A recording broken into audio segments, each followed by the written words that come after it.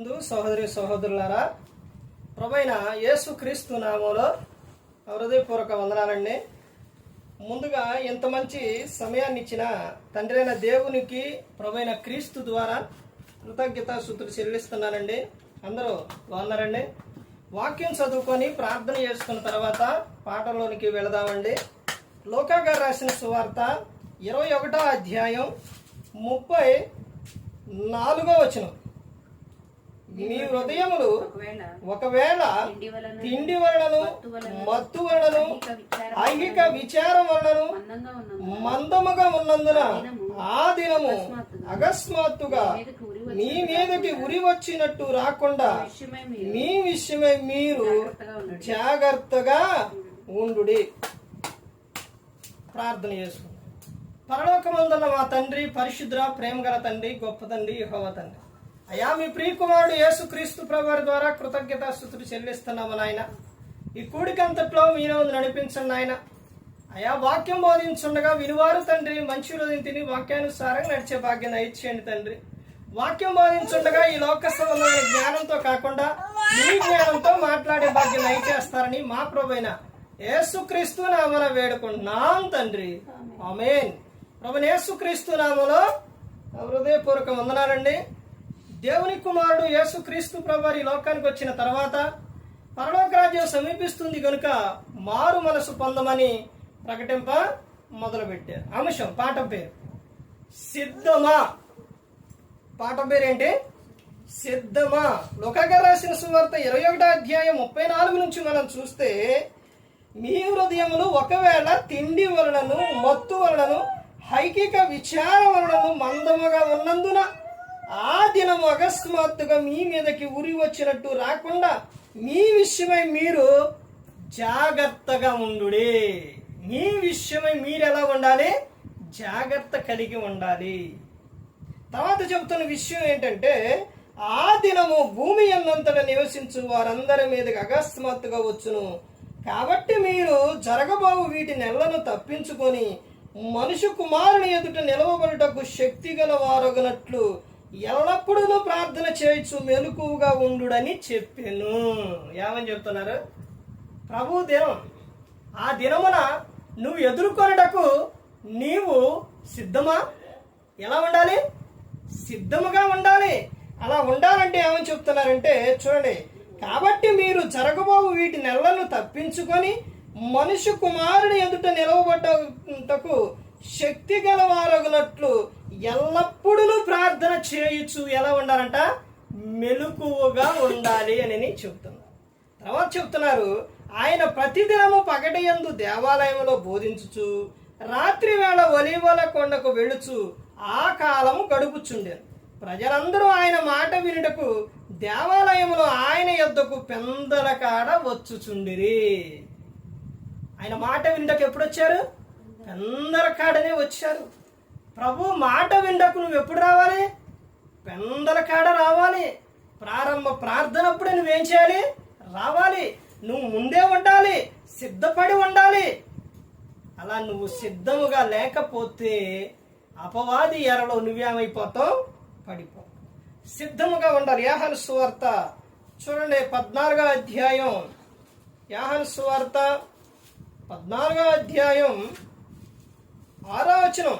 యేసు, నేనే మార్గమును, సత్యమును, జీవమును, నా ద్వారానే తప్ప ఎవడను తండ్రి యొద్దకు రాడు. నా ద్వారానే ఎక్కడికి వస్తారు మీరు? తండ్రి యొద్దకు వస్తారు. క్రీస్తు ద్వారానే మనం తండ్రి యొద్దకు వెళ్ళబోతాం. క్రీస్తు లేకుండా మనం తండ్రి యొద్దకు వెళ్ళలేం. క్రీస్తు ద్వారానే మనం వెళతాం. అయితే నువ్వు ఎదుర్కొనడకు నువ్వు ఎలా ఉండాలంటే సిద్ధంగా ఉండాలి. మార్కు సువార్త చూడండి, మార్కు సువార్త 16వ అధ్యాయం.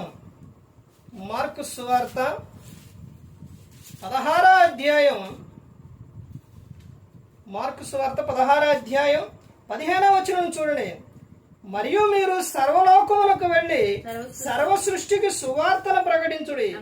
నమ్మి బాప్తిస్మం పొందినవాడు రక్షింపబడును, నమ్మని వానికి శిక్ష విధింపబడును. మీరు సర్వలోకానికి వెళ్ళి సువార్తను చెప్పండి. చెప్పినప్పుడు నమ్మి బాప్తిస్మం పొందిన వారు రక్షింపబడతారు. నమ్మని వానికి ఏం పడుతుందంట? శిక్ష విధింపబడుతుంది. లూకా సువార్త 25వ అధ్యాయం చూడండి. నువ్వు సిద్ధమా అంటానికి ఇక్కడ ఎవరు కనబడుతున్నారు? 10 మంది ఎవరు? కన్యకలు కనబడతారు. ఈ 10 మంది కన్యకలలోని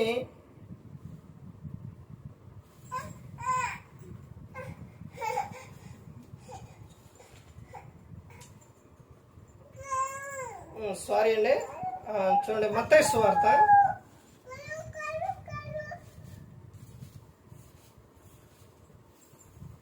25వ అధ్యాయం 1వ వచనం నుంచి. పరలోక రాజ్యం తమ దివిటీలు పట్టుకొని పెళ్లి కుమారుడు ఎదుర్కొనుటకు బయలుదేరిన 10 మంది కన్యకలను పోలి ఉన్నది. ఇక్కడ 10 మంది కన్యకలు కనబడుతున్నారు. ఈ 10 మంది కన్యకలు ఏమయ్యారు? వీళ్ళు పెళ్లి కుమారుని ఎదుర్కొనుటకు వెళ్ళి ఉన్నారు. కానీ సిద్ధపడి ఉన్నవారు ఎంతమంది? సిద్ధపడి ఉన్నవారు ఎంతమంది? 5 ఉన్నారు. 5 సిద్ధపడి లేరు. ఈ సిద్ధపడి ఉన్నవారు ఏమయ్యారు? ఎప్పుడైతే పెళ్లి కుమారుని స్వరం, ఎప్పుడైతే ఇదిగో పెళ్లి కుమారుడు వచ్చిండు అని ఎప్పుడైతే చెప్పారో, ఈ సిద్ధపడిన వారు ఏమయ్యారు? అందులోనికి వెళ్ళిపోయారు. సిద్ధపడని వారు ఏమైపోయారు? బయటే ఉండిపోయారు. నువ్వు సిద్ధమా? చెబుతున్న విషయం చూడండి. నువ్వు సిద్ధమా? సిద్ధంగా ఉండాలి. ప్రభువును ఎదుర్కొనుటకు, ప్రభువు రాకడ వరకు, ప్రభువుని ఆయన వచ్చేటప్పుడు నువ్వు ఎలా ఉండాలంటే సిద్ధముగా ఉండాలి. ప్రకటన గ్రంథం 6వ అధ్యాయం, ప్రకటన గ్రంథం 6వ అధ్యాయం 14వ వచనం నుంచి చూడండి. మరియు ఆకాశ మండలము చుట్టబడిన గ్రంథము వలెను తొలగిపోయెను. ప్రతి కొండయు ప్రతి దీపమును వాటి వాటి స్థానములు తప్పెను. భూరాజులను, గనులను, సహస్రాధిపతులను, ధనికులను, బలిష్ఠులను, ప్రతి దాసుడును, ప్రతి స్వతంత్రుడును కొండ గుహలలోను బండల సందులలోను దాగుకొని సింహాసనసీనుడై ఉన్న వాని యొక్కయు గొర్రెపిల్ల యొక్కయు ఉగ్రత మహాదినం వచ్చును. దానికి తాళజాలిన వాడెవడో? మీరు మా మీద పడి ఆయన సన్నిధికి నీ గొర్రెపిల్ల ఉగ్రతకును మమ్మును మరుగు చేయుడి అని పర్వతములతోనూ బండలతోనూ చెప్పుచున్నారు. ఇక్కడ చూడండి, ఎవరెవరంట? భూరాజులేంటి, గనులేంటి, సహస్రాధిపతులేంటి, ధనికులేంటి, బలిష్ఠులేంటి, ప్రతి వాడును, స్వతంత్రుడును కొండ గుహలలో బండ సందులలో దాగి ఏమైతున్నారు? మమ్ములను కాపాడుండి, మమ్ములను కాపాడు. నీ దేహంలో ఆత్మ ఉన్నంతసేపే ప్రభు కాపాడేది. ఎప్పుడైతే నీ దేహంలో ఆత్మ బయటకు వస్తుందో నువ్వు కేకలు పెట్టిన ఆయన కాపాడు. నువ్వు సిద్ధంగా ఉండాలి. యెషయా గ్రంథం 2వ అధ్యాయం, యెషయా గ్రంథం చూడండి ఏమని చెప్తున్నారా? యెషయా గ్రంథం 2వ అధ్యాయం, యెషయా గ్రంథం 2వ అధ్యాయం 19వ వచనం చూస్తే, యెహోవా భూమిని గజగజ వణికింప లేచినప్పుడు ఆయన భీకర సన్నిధి నుండి, ఆయన ప్రభావ మహాత్స్యము నుండి మనుషులు కొండ గుహలలోను దూరుదురు, నేల బొరియలలోను దూరుదురు. చూసారండి? తర్వాత ఇంకా ఏమని చెప్తున్నా చూడండి. ఆ దినము యెహోవా భూమిని గజగజ వణికింప లేచినప్పుడు ఆయన భీకర సన్నిధి నుండి, ఆయన ప్రభావ మహాత్యము నుండి కొండ గుహలలోను బండ బీటలలోను దూరవలనన్న ఆశతో నరులు తాము పూజించుటకై చేయించుకున్న వెండి విగ్రహములను, సువర్ణ విగ్రహములను, ఏనుకకులను, గబ్బిలములకును పారవేయుదురు. చూశారండి? ఏమైపోతారంట? నువ్వు ఈ లోకంలో ప్రభు రాకడ నువ్వు సిద్ధంగా లేకపోతే, ఎదుర్కొనటకు నువ్వు సిద్ధంగా లేకపోతే, ఆ దినము ప్రభు దినం నాడు భూమిని ఏం చేస్తారంట? గజ గజ గజ గజ గజ వణికెత్తారంట. ఆ రోజున నిన్ను కాపాడేది ఎవరు? నువ్వు ఎక్కడికి వెళ్తావు? కొండ గుహల్లోనికి వెళతావు, బండ సందులకు వెళతో కాపాడుండి కాపాడండి, కొండలారా కాపాడు, గుహలారా కాపాడండి, గుట్టలారా కాపాడండి, రాళ్ళారా కాపాడండి అని వాటి సందుకు వెళితే అవి ఏమైపోతే పారిపోతాయి, వెళ్ళిపోతే నిన్నప్పుడు ఎక్కడ పడేస్తారంట దేవుడు? ఎలుకలకు గబ్బిలములకును పారేసేస్తారు. దేవుడు నీకు మంచి ఆయుష్కాలం ఇచ్చిండు, దేవుడు నీకు మంచి ఆరోగ్యం ఇచ్చిండు, దేవుడు నిన్ను నిత్యం కాపాడుతుండు. అయినా నువ్వు సిద్ధంగా లేకపోతే, నువ్వు సిద్ధపడి లేకపోతే లోకం శాశ్వతం అనుకుంటున్నావా? శాశ్వతం కాదు, శాశ్వతమైన లోకం ఉంది. ఏంటది? పరలోకం. ఈ రోజున నాకేంటిలే అనుకుంటున్నావు, నన్ను అడిగేది ఎవరు అనుకుంటున్నావు, నా ఇష్టం అనుకుంటున్నావు, నీ ఇష్టానుసారంగా జీవిస్తున్నావు. ధనవంతుడు అలాగే జీవించి ఎంత చెప్పినా ఎంత ఎంత ఎంత చెప్పినా వినడా. లోకం విడిచినప్పుడు ఏమైండు? పాతాళంలో మహాయాతన పడుతుంది. మా ఇష్టం అండి, మా ఇష్టం వచ్చినట్టు ఉంటామండి, మా ఇష్టం వచ్చినట్టు తిరుగుతామండి, మీరెవరు చెప్పడానికి, నువ్వెవరు చెప్పడానికి అని అంటే ఒక దినం ఉంటుంది. ఆ దినాన నీవు ఏమైతుందో తెలుసా? ఆ రోజున నిన్ను తప్పించేవారు ఎవరైనా ఉంటారా? పరిస్థితి ఎలా ఉంటుందో తెలుసా? భయంకరంగా ఉంటుంది. అందుకని ప్రతి ఒక్కరు గమనించుకోవాలి, సిద్ధంగా ఉండాలి అని చెబుతున్నారు. తర్వాత ఇర్మియా గ్రంథం 33 చూడండి ఏమని చెప్తున్నారు. ఇర్మియా గ్రంథం 33 3వ వచనం. నాకు మొరపెట్టుము, నేను నీకు ఉత్తరం ఇచ్చేదను, నీవు గ్రహింపలేని గొప్ప సంగతులను, గూఢమైన సంగతులను నీకు తెలియచేతును. చూడండి, నాకు మొరపెట్టు అని చెప్తున్నారు. మనం ప్రభువుకు ప్రార్థన చేయటం కాదు. ఈ రోజున ప్రభువుకు ప్రార్థన చేయకుండా మానేసి నీ ఇష్టానుసారంగా ప్రతి ఒక్కరు కూడా దేవుడు చూస్తుండా, దేవుడు ఎక్కడ ఉండలే అని ప్రతి ఒక్కరు కూడా తమ ఇష్టానుసారంగా జీవించేస్తున్నారు. దేవుడు ప్రతి ఒక్కటి చూస్తున్నారు. ఇదిగో నువ్వు ఎలా ఉండాలో తెలుసా? నువ్వు లోకంలో సిద్ధపడి ఉండాలి, నువ్వు మెలకుగా ఉండాలి, ప్రార్థనలో ఉండాలి అని చెబుతున్నారు. ఇదిగో నాకు మొరపెట్టు, నేను నీకు ఉత్తరం ఇచ్చేదను అని చెబుతున్నారు. ప్రభు విషయంలో మనం నిర్లక్ష్యం చేయకూడదు. మన సొత్తు కాదు, దేవుని సొత్తు. మనలను విలువ పెట్టి కొండైన ఆయన అమూల్యమైన రక్తం ఇచ్చి యేసుక్రీస్తు ప్రభువారు మనలను కొనుక్కున్నారు. ఈ నోరు మనది కాదు, కళ్ళు మనవి కాదు, చేతులు మనవి కాదు, దేహం మనది కాదు. మనం మన అపరాధముల చేత పాపముల చేత చచ్చి పడి ఉన్నప్పుడు ఆయన మనల్ని ఏం చేసిండు? క్రీస్తుతో మనలను లేపి ఉన్నాడు. ఇప్పుడు ఇవేవి మనే కాదు. కానీ నువ్వు అనుకుంటున్నావు కదా, ఇది నాదే, నేను ఎలా పడితే అలా మాట్లాడతాను, ఎలా పడితే అలా జీవిస్తాను, ఎలా పడితే అలా తిరుగుతాను, నా ఇష్టం అని నువ్వు విర్రవీగుతున్నావేమో, నువ్వు నీ ఇష్టానుసారంగా జీవిస్తున్నావేమో. ఒక రోజు అనేది ఉంది, ఆ రోజున నువ్వు క్రీస్తు ఎదుట నిలబడవు. అప్పుడు నువ్వు దేహంతో చేసిన ప్రతి ఒక్క దానికి క్రీస్తు ఈ న్యాయపీఠం ఎదుట నిలబడ్డప్పుడు ఏం చెప్పాలి? లెక్క చెప్పవలసి ఉన్నది. దేహంతో జరిగించింది అవి మంచివైనా సరే చెడ్డవైనా సరే అది నువ్వు క్రీస్తు ఎదుట నిలబడ్డప్పుడు లెక్క చెప్పాలి. ఒక సేవకుడు ఒకళ్ళకి ఒక మాట చెబుతున్నాడంటే మిమ్మల్ని బ్రతికించే మాటే చెబుతారు, కానీ మిమ్మల్ని బాధపరిచే మాట చెప్పరండి.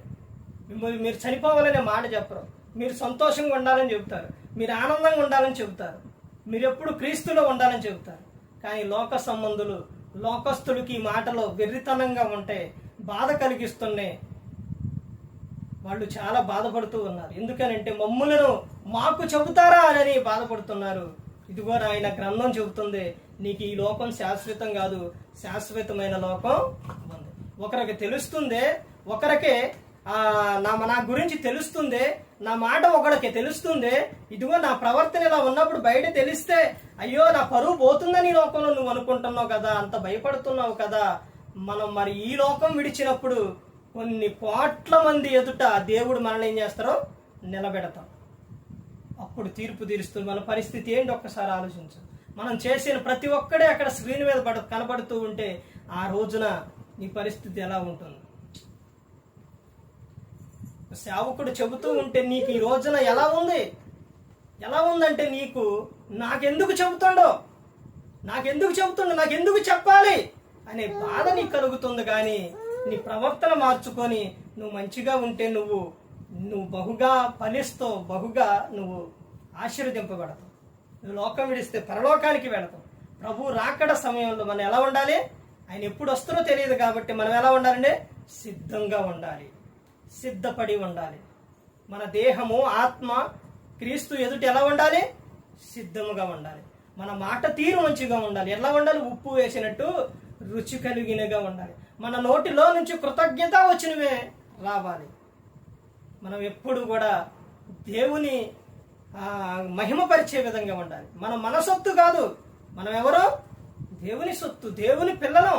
మన హృదయం దేవునికి పరిశుద్ధాత్మకు ఆలయమై ఉన్నది. మరి అలాంటప్పుడు దేహం క్రీస్తుకి ఎలా ఉండాలి?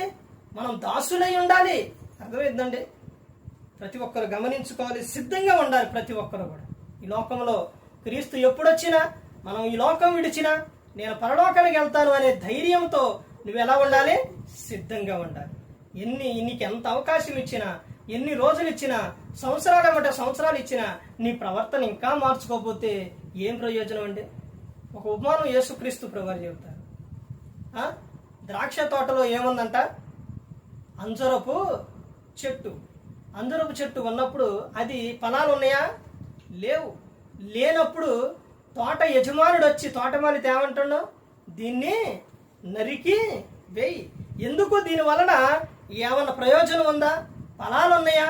లేవు, నరికేయమంటే తోటమాలి ఏమంటాడో, అయ్యా ఈ ఒక్క సంవత్సరం చూడు, నేను దాని చుట్టూ తవ్వి ఎరువేసి నీళ్లు పెడతా, ఈ సంవత్సరం అయినా సరే ఫలిస్తుంది, లేకపోతే అప్పుడు తీసేస్తానని చెప్పి. యజమానుడు ఎవరు? తండ్రి అయిన దేవుడు. తోటమాలి ఎవరు? యేసుక్రీస్తు ప్రభువారు. ఆ చెట్టు ఎవరు? విశ్వాసులు మనమే. మరి మనకి ఈ లోకంలో మనం ఫలించకపోతే సంవత్సరం వెంబట సంవత్సరం ఇస్తుండే కదా. మన ప్రవర్తన కానీ, మాట తీరు కానీ ప్రతి ఒక్కటి దేవుల్లో మనం సరిగా లేకపోతే, మనం ఆత్మ ఫలాలు ఫలించకపోతే ఏం చేస్తారు? ఇక తీసేస్తారు. ఎంత చెప్పినా కానీ సామెతలో 29లో ఎన్నిసార్లు గద్దించినా విననొల్లని వాడు హఠాత్తుగా నాశనం అవును అని. ఎన్నిసార్లు చెప్పినా నీకు వినకపోతే నీకు అర్థమవుతూనే ఉండిద్ది. మనిషికి ప్రతి ఒక్కటి తెలుసు, నీ పరిస్థితి ఏంటో ఎవరు దిగి ప్రతి ఒక్కటి తెలుసు. దేవునికి వ్యతిరేకంగా ఉంటే ఎలా ఉంటుందో, దేవుని మాట వింటే ఎలా ఉంటుంది అన్నదే ప్రతి ఒక్కటి తెలుసు. కానీ తెలిసి మీరు తప్పులు చేస్తే చాలా ప్రమాదం అనేది ఉంది. అందుకని ప్రతి ఒక్కరు గమనించుకోవాలి, మనం ఎలా ఉండాలి? ఈ లోకంలో సిద్ధముగా ఉండాలి. అపవాది తంత్రములు ఎదిరించుటకు శక్తి కలిగిన వారిగా ఉండాలి. దేవునికి లోబడి ఉండాలి. అప్పుడు అపవాదిని ఎదిరించగలుగుతాం. అప్పుడు వాడు మన యొద్ద నుంచి పారిపోతాం. అందుకని ప్రతి ఒక్కరు కూడా సిద్ధముగా ఈ లోకంలో ఉండాలి. ఎవరినైనా కానీ మాటల ద్వారా కానీ మీరు బాధపడి ఉంటే ఏమనుకోవద్దండి. ప్రతి ఒక్కరు కూడా మీరు తెలుసుకోండి. సేవకుడు చెప్పే ప్రతి ఒక్క మాట మిమ్మల్ని బాగుపరిచే మాటే, బలపరిచే మాటే. సేవకుడు ఈ లోక సంబంధమైన మాటలు మీకు చెప్పడండి, పరలోక సంబంధమైన విషయాలే చెబుతారు. మీరు లోకం విడిచినప్పుడు పరలోకం చేరాలని ఒక సేవకుడు ఈ మాటలో చెబుతారండి. ప్రతి ఒక్కరు గమనించుకోవాలి. ఏ ఒక్కరు కూడా నశించి నరకానికి వెళ్ళిపోకూడదని యేసుక్రీస్తు ప్రభువారు ఈ లోకానికి వచ్చి మనందరి కోసం సిలువలో తన ప్రాణాన్ని పెట్టి ఉన్నారు. మరి ఈ విధంగా నిలబెట్టి మాట్లాడించిన తండ్రిన దేవునికి కృతజ్ఞతాస్తుతులు చెల్లిస్తూ, ఇంతవరకు శ్రద్ధగా ఉన్న మీకు ప్రభు పేట నా హృదయపూర్వక వందనాలు చెల్లిస్తూ ఈ మాటలు ముగిస్తున్న అందరికీ